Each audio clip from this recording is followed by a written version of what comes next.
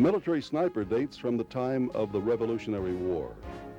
Since then, snipers have been employed in every war and conflict. During our Civil War, General Hiram Burton helped perfect the techniques that snipers used. World War I saw German soldiers use high-powered rifles with telescopic sights. During World War II, the United States armed marksmen with special M1s and M1903 Springfield rifles to conduct sniper operations.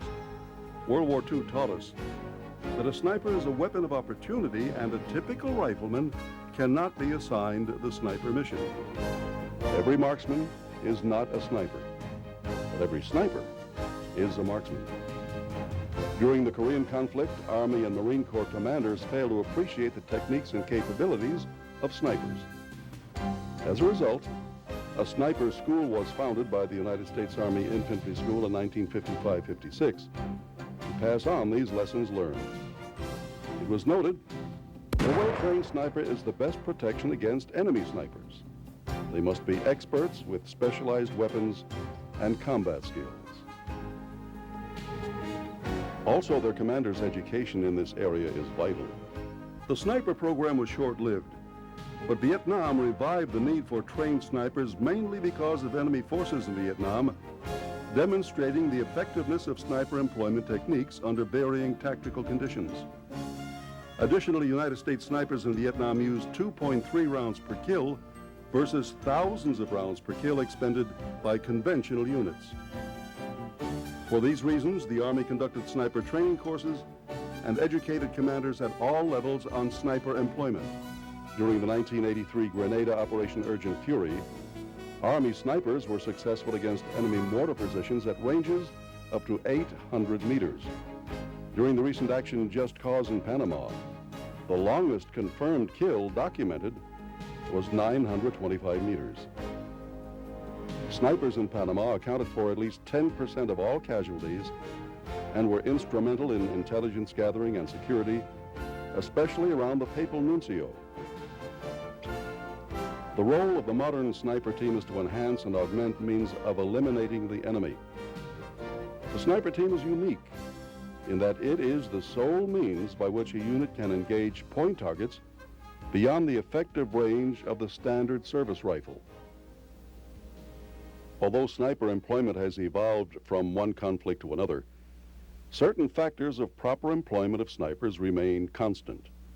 The sniper delivers long-range precision fire on key targets, as well as collecting and reporting battlefield information. Snipers can disrupt enemy movement, observation, and infiltration. They can also influence enemy actions and cause fear, confusion, and lower morale. Sniper teams should be employed directly under the commander or sniper employment officer. They must know his intent, maneuver, and fire support plan.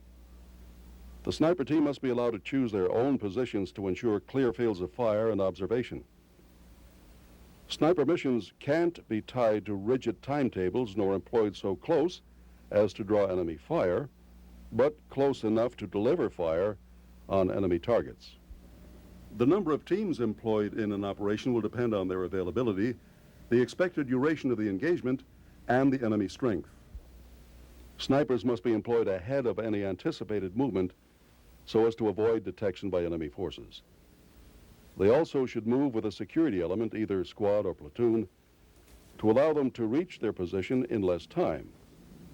Plus, the security element provides a reaction force if the team is compromised. Sniper teams are affected by MET-T factors as other units are. Snipers play a major role in offensive operations to destroy the enemy's will to fight, and by eliminating enemy targets that threaten the success of the mission. During an offensive operation, snipers are employed to engage enemy snipers, overwatch movement, and fire upon any targets that threaten movement. They place precision fire on enemy crew-served weapons, enemy leaders, and fire into exposed apertures of enemy bunkers. They also place fire on bypassed forces, fire on targets threatening a counterattack, or fire at fleeing personnel. They also provide flank protective fire at targets that threaten an exposed flank and dominate key terrain. Snipers in a movement to contact may move with the lead element, but should be kept with a reserve in order to be deployed effectively. They should never move with the point element. Also, snipers should be employed 24 to 48 hours prior for all offensive operations. This allows them time to do their job more effectively and gather information on the enemy and dominate key terrain to prevent surprise attacks. The sniper's role is limited in a mounted attack. However, when the unit dismounts, the sniper team can be employed to support the assault. During a raid, sniper teams can either be employed with the security or support element or used in both elements to cover avenues of approach and escape into and out of the objective.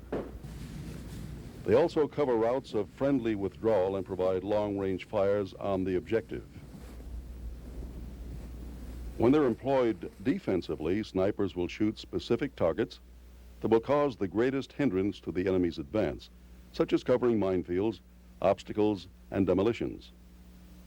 They can eliminate enemy reconnaissance elements, engage enemy vehicle commanders exposed to turrets, and to tank teams and OPs. Snipers can also place precision fire on enemy crew-served weapons and enemy follow-up units. And finally, in a reverse slope defense, snipers can provide effective long-range fire from positions forward of the topographic crest with security elements, or on the crest of the rear hill to provide intelligence and support with long-range fire. Sniper teams also play a key role during retrograde employment. During delay and withdrawal, snipers can cause enemy forces to deploy prematurely by inflicting casualties with accurate long-range fire. For the sniper team, mount environments present difficulties not encountered on the battlefield. Streets and highways do not necessarily dictate good observation points or fields of fire. Structures and their surrounding terrain are more significant. Sniper teams need not be deployed in a city to accomplish their objective, but from a vantage point such as a hilltop outside of town. The sniper's observation and target detection capabilities, combined with their precision fire, give them a major role in this type of combat. Building interiors and underground passages are the best routes of movement, since movement through the streets is quickly detected. In the urban environment, snipers should be positioned in the most inconspicuous settings. While masonry buildings are desirable for their protection, the main concern should remain each position's anonymity and the protection it provides. Another consideration for sniper positioning in the urban setting is the field of observation available. A long-range field of fire and all-around observation is desirable.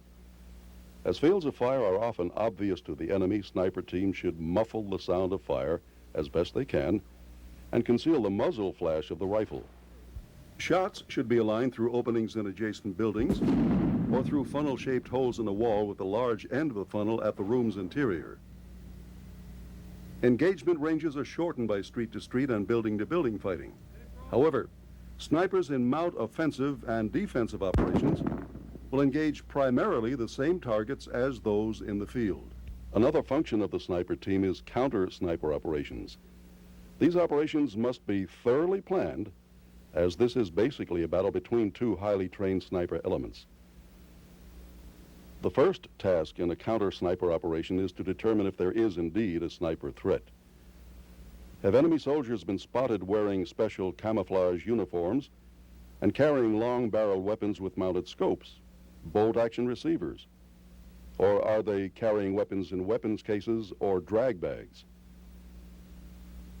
Another indicator of enemy sniper activity is a unit may have had single-shot casualty of key personnel. Also, there are marked decreases in enemy patrolling activities during these single-shot reductions, and have unit personnel detected reflections of light off optical lenses. Enemy sniper activity would be indicated through intelligence or by recon patrols reporting small groups of 1 to 3 enemy personnel through visual sightings or tracking. Finding single expended cartridge casings like those used by enemy snipers would be still another indicator. Once it has been determined that an enemy sniper is operating in the area, the sniper team then will determine the best method to use in eliminating the enemy sniper. The team will determine any pattern that might have been established and conduct map recons and study aerial photos to determine travel patterns. The sniper must ask himself, how would I accomplish this mission if I were he? Once a pattern has been established, the sniper will determine the best location and time to engage the sniper. He should also request the following actions: coordination of routes and fires with the unit in the area, additional fire support, additional sniper teams for mutual supporting fire, and some will debate likely engagement areas to deceive the enemy sniper. One example would be the use of a mannequin in a ghillie suit placed in an open area in order to entice the enemy into engaging it. This will give the sniper the opportunity to detect the enemy's location. All of these elements should be in place no later than 12 hours prior to the expected engagement time. Always keep in mind that during a counter-sniper operation, the sniper must ignore the larger battle going on around him. His only concern must be to concentrate on his one objective, to destroy the enemy sniper. When an enemy sniper is operating in a unit's area, they must employ passive measures to defend against sniper fire. These are: 1. Breakup routines don't follow a set pattern. 2. Conduct all meetings under cover. 3. Cover or conceal all equipment. 4. Remove rank insignia from helmets and collars. 5. Increase observation. 6. Do most activity during limited visibility. 7. Do not let the enemy know you are aware of him. And 8. Brief patrols to look for single expended rounds and different camouflage materials. A strong point to remember in counter-sniper operations is not to overlook women. An estimated 50% of snipers in many third world countries are women. Patrols and OPs should not be misled if they see a woman with a scoped rifle. She is a deadly opponent. Due to the fact that sniper skills are very perishable, they must be practiced as often as possible. One way is through the utilization of a sniper sustainment program. This program will provide the individual sniper or sniper team an opportunity to sustain their skills in both marksmanship and fieldcraft on a regular basis. Units should try to develop a sustainment program that will require the sniper teams to requalify with their sniper weapons on a quarterly basis. In conjunction with the marksmanship training, the sniper would be required to participate in fieldcraft training. This training would be approximately 1 week long, and units should plan a sniper emergency deployment readiness exercise, which should be 24 hours long. As a minimum, the emergency deployment readiness exercise should require the sniper to engage targets with the sniper weapon on a field fire range, participate in a concealed movement exercise, and negotiate a day-night land navigation course. An example of a 5-day sniper sustainment course would consist of the following schedule. On day 1, observation and target detection. Heads up. Range estimation, movement techniques, select sniper team routes and position, select sniper team employment, forward observer target sighting, identify threat uniforms and equipment, basic land navigation, both day and night training, range card, logbook, and field sketch. Training on day 2 should consist of effects of wind and weather, basic marksmanship, both aiming and sighting with iron sight and auto-ranging telescopes, engaging moving targets, 0, iron sight and field fire, 0 ART scopes in field fire, keep in memory games. The 3rd day of the sniper sustainment training program should consist of keep in memory games, 1/2 of class field fire with mover and snaps, night fire, 1/2 of class fieldcraft, range estimation, target detection, concealment, and concealed movement exercises. Day 4 should consist of a switch of classes. Field fire goes to fieldcraft and fieldcraft to field fire. And finally, day 5 consists of the following: a rotation of the teams from AM to PM during training activities, One half of the class record fires with movers, the sniper team calling their own wind, and the other half of the class goes to fieldcraft, range estimation, target detection, and concealed movement. This will complete the 5-day sniper sustainment program. The sniper teams should be afforded every opportunity to thoroughly practice their skills. And although what you've seen in this presentation is only a guideline to follow, remember to take advantage of any occasion that will lend itself to further training. The sniper has special abilities, training, and equipment to do this job at the highest level of perfection. This perfection must be achieved before a sniper takes part in combat operations.